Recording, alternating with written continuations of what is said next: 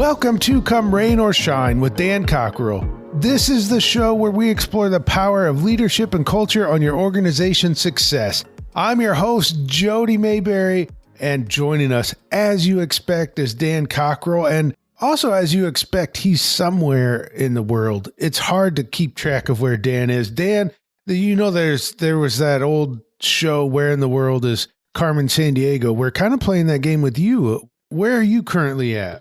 Yeah, so Valerie and I arrived last night in León, Mexico. We flew from New York City to JFK to Mexico City to León. There's a leadership conference here next week that we're speaking at, and we're doing a workshop, and we're invited to come a few days early, and we're staying in this beautiful hotel hacienda, and we're just enjoying a couple days before we have to get working again. So, buenos dias. All right, that's good. That's good. So, as you've been traveling, I've always found that when Dan's on the road, he gets good ideas for topics. And sometimes Dan and I talk about what we're going to discuss in an episode before we do. But this time, I'm just wondering, Dan, you're on the road again. You're international again. What is it that is on your mind while you travel? Yeah, so I'm not sure why I thought of this topic, but I guess probably, one of the reasons I did was because I've been practicing this behavior since I got here yesterday. And I usually do this, but it is something that's extremely effective when it comes to leadership, when it comes to communication, when it comes to building relationships, influencing, and just making a good impression. And it's this idea is paying attention to people. And I'll start it off that way. So I was, we got here yesterday, and the organizer of the event, Lucila, her brother, Rodrigo, and his wife picked us up at the airport, and we drove about an hour to get to the hotel. And just, during that time, it's easy to maybe look at my phone, check emails, maybe think about things. But I was just focused on, okay, Rodrigo, I want to know all about you. What do you do? You have kids. Christina, what do you do? And we got into a big conversation, and they actually have a company. They sell paint by number sets that they produce in China and moved to Mexico, and they're going to look at international expansion. And I heard that whole story. And then we got here, and yesterday we showed up at this dinner. We knew nobody. And instead of just sitting back and observing, I'm like, I'm going to get in there. And I started chatting with the guy next to me, and he's from Argentina, and he's an industrial designer, and he builds temporary fold-out plastic homes for disaster recovery. And that's what he does. And he lives in Washington, D.C., and he runs this NGO, and really super cool story. And then I met another guy who is a speaker, and he's doing a thing tomorrow on biohacking and how to sort of understand your body and your pulse and your stress to manage things. So, I'm going to just challenge everyone out there. How focused are you on just fully paying attention to other people when you're sitting with them? We have a time and a place where we have to do our emails, we have to make phone calls, we are surfing the internet, whatever we're doing. But are you making a concerted effort to be totally and utterly in the situation when you're out with in the work environment? And it's such a powerful thing because we are so distracted today. Even the fact of I read about this, putting your phone on when you go to a restaurant, just having it on the table just sends a message that you're not totally focused, even if it's upside down, but that you're just putting it out there going, this is something I'm paying attention to right now while I'm with you. It's these nonverbal things. And once again, it's so easy to be distracted. That's why I got rid of my Apple Watch. I love technology, but boy, I got caught way too many times. A text message would come across my Apple Watch while I was with somebody. I'd look at it, and what's the international sign of I'm bored and I want to leave? It's looking at your watch. So I got rid of it because I'm like, this distraction is really going to damage the relationships I have with people. So that's the main point here. And I got some very specific tactics that you can start employing, but I'll stop there for a minute, Jody, and kind of get your comments. The first thing I want to say is that I've seen Dan do this in action. We recently did the trip to Utah where we went hiking, and everywhere we went, we would stop at a restaurant and Dan would get to know the server or someone seated next to us. We'd stop at a coffee shop or a gas station, and Dan had a friend. By the way, by the time we left, And I like to think I'm a friendly guy and I make friends, but it is nothing compared to Dan. I walk in and out, keep to myself, but Dan makes friends everywhere. And part of it is personality, but I've also got to know Dan well enough to know it's also a choice. And even if you say, I'm an introvert and I'm just not comfortable with that. I think if you make the choice and follow what Dan's about to tell us, and I don't even know what he's going to tell us, if you follow what he's going to tell us, I think even if you say that doesn't make me comfortable, then this will work. And one place where I am not good at this, Dan, I could walk in most places and get to know someone, but for some reason when I'm on a plane, I don't talk to anybody. But do you do that when you're on a plane? Do you talk to the person next to you? No, I'm a hypocrite here. So I do sometimes. Sometimes every once in a while I'll get in a conversation, but I generally find that it's hard to hear people sometimes on a plane. And as a courtesy to others, not talking really loud. But every once in a while I'll connect with someone and just have a quick conversation. Where are you headed? Actually, I was on a flight a few days ago, and this young guy, he was on the aisle, and he's like, hey, I got the middle seat, but I'm going to hang out in the aisle and we'll see. And sure enough, someone showed up. So he slid over and we started chatting. I'm like, what are you doing here? And he said, well, I'm flying back to Kansas. I'm a senior in high school and I was here visiting a college because and I said, what are you in sports? He said, yeah. And he kind of had a very lean frame. I said, you play tennis? He said, no, I'm in track and field.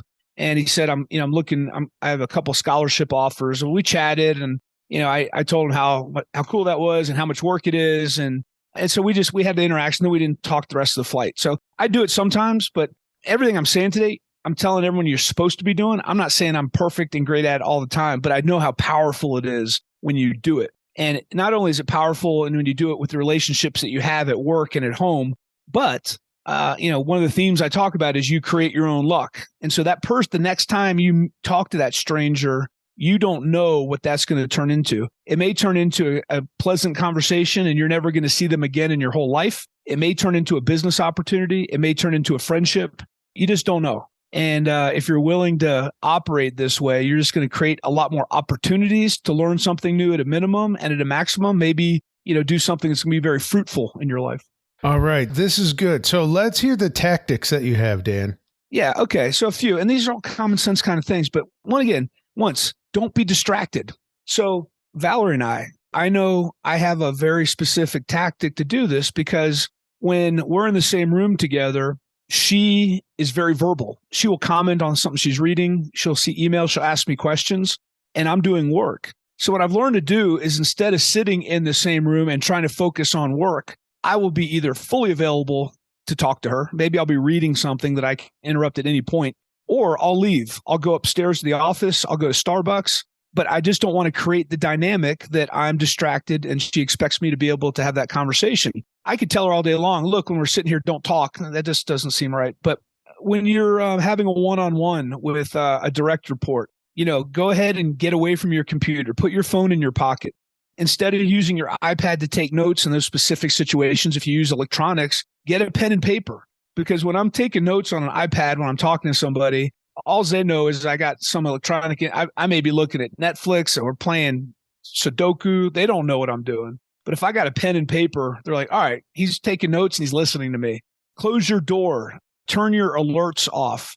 Don't take calls from anyone. Just put on there in a message like, the next hour I'm not available. I know a lot of people say, well, there's an emergency. Well, someone will find you. But it's just that idea that you're talking to someone and their phone buzzes or rings, and in the middle of your sentence, they look down at it. It's not the end of the world, but it just does not contribute to you differentiating yourself by being totally not distracted. So that's one. Create the environment where you're not going to be distracted. Next one, focus on asking questions. Asking questions, question after question. Now, you can share stuff about yourself, but the more questions you ask, all of a sudden, it goes deeper and deeper and deeper.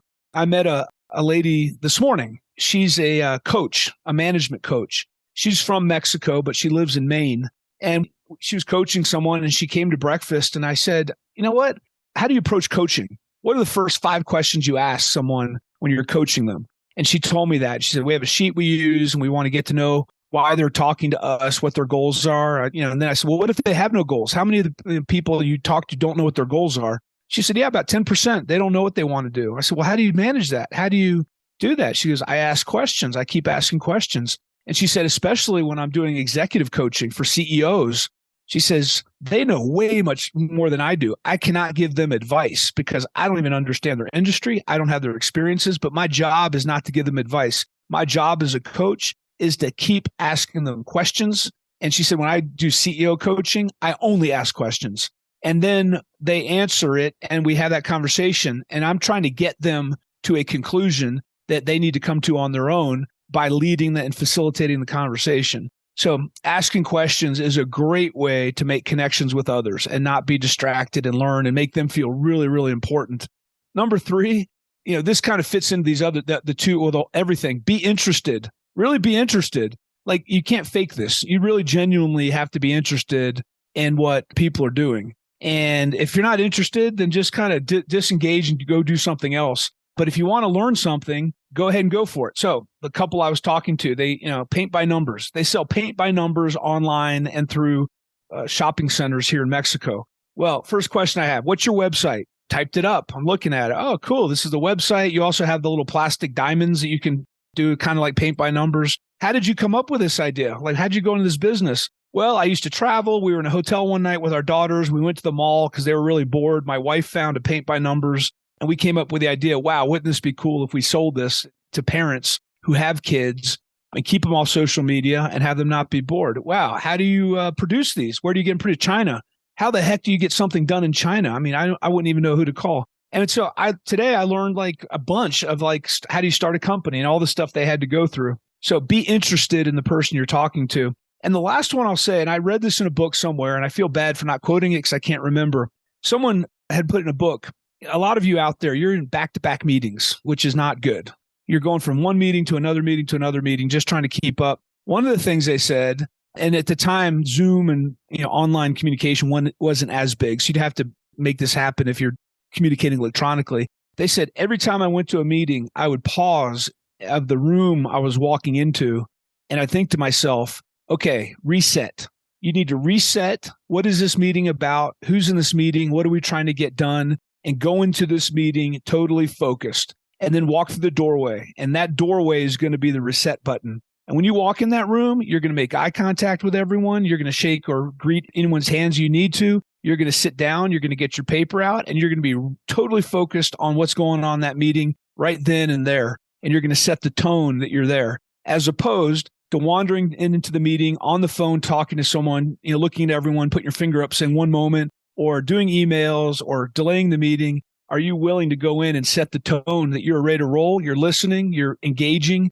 And if you do that, people are going to feel that you're interested and you're ready to engage, and you're just going to spend your time so much more productively. So ask questions, don't be distracted, be interested, and reset. And every time you have these moments, reset and be in that moment. And I think if you can figure those 4 things out, they're really hard to do. But if you can create a habit where you're doing those things, I think you're going to hear a lot more. You're going to hear between the lines. You're going to learn a lot more because people are going to be more interested to share things with you. And you are going to project how much you respect and the people around you because you're giving them your undivided attention.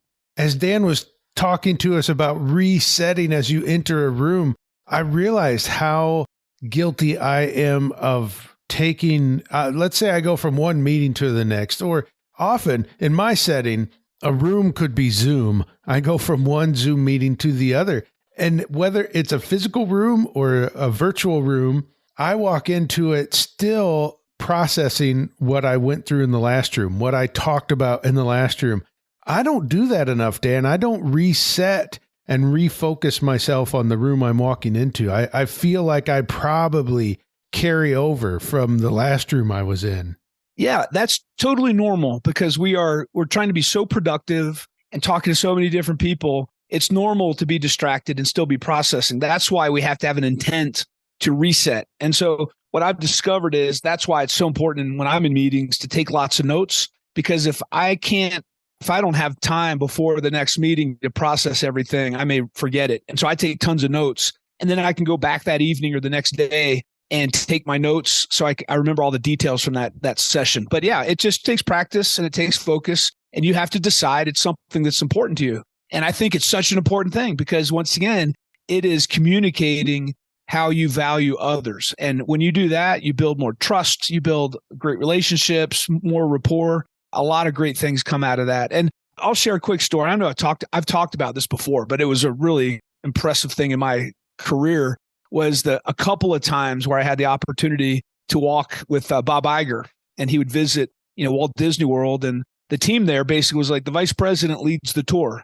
And my boss at the time told me, Dan, there's going to be like 20 people on this tour, but Bob Iger is the only one going to be standing next to you, and you're going to talk to him, and don't worry about anything else. And you walk as fast or as slow as you want to, and he will be at your hip, and he's not going to wait for anybody because he's going to be with you. And the 2 times I walked with him, I thought I was the only person in the world. I mean, he was with me. He's asking me questions, not to test me, but to just understand more things. He was curious. He was attentive. And I'm thinking to myself, this guy's running the Walt Disney Company. And right now, I assume he has other things he's thinking of, but I can't see what they are because I feel like he's all in on what I'm telling him, which was the best feeling. It was so cool. And so if you can find someone who can be a role model for you to show you what it looks like, it's pretty awesome. And so it's just so effective. And it's so effective. It's, I don't know, 15 years later or 10 years later since I did that, and I'm still talking about it. So it was, you have an opportunity as a leader to create these moments by being there, be in the moment with people, and it'll go a long way. I know one of the things people struggle with on making connections is starting that first conversation. And what do I say? I'll tell you, the first thing I say is, do you know about Magical Vacation Planner? Well, I agree with you. It's important to break the ice. That's kind of random and maybe not a real normal way to start a conversation. However, if I was sitting down with someone and we were talking about vacation and planning vacation, that would be my go-to, obviously. Of course. Well, maybe I need to change my approach a little bit. But if you want to talk to Magical Vacation Planner, you can reach them at 407-442-0257 or go to dancockerell.com. There's a banner right there on the website. All right, Dan, this is my last question on this before we wrap up. You gave us 4 steps that we can take to be better about paying attention to the person in front of you. And I know that these would work both personal and at business, at work. Is there any adjustments that you would make in the workplace or at home that might work a little better in one place over the other? I mean, when it gets in the tactical piece, I think the distractions are different, but the goal should be the same. Giving your kids that total focus, non-distracted time, giving your spouse that time, just thinking about the environment, putting your device down, turning the TV off. I mean, that's the worst thing. Val and I go to, a pub and have a beer, and, there's 50 TVs with all these like soccer and football games and everything. And I'm just like, oh my gosh, okay, I'm going to turn my back to all that. Because if not, I'm going to be watching this. So you got to get rid of all the temptations. And I've had moments where, as our kids have gotten older, we talk about things and they say, you know what, looking back when we had these soccer games, a lot of times you were on the phone talking to someone at the Magic Kingdom or talking to someone at Disney about something or returning a call and I wish sometimes we just could have talked more. And it's like, oh my gosh. So they're listening. People are listening. People want you to pay attention. Just realize how important it is and know that it's going to make a big difference in people's lives. It's going to make you more effective at leading and more effective at relationships.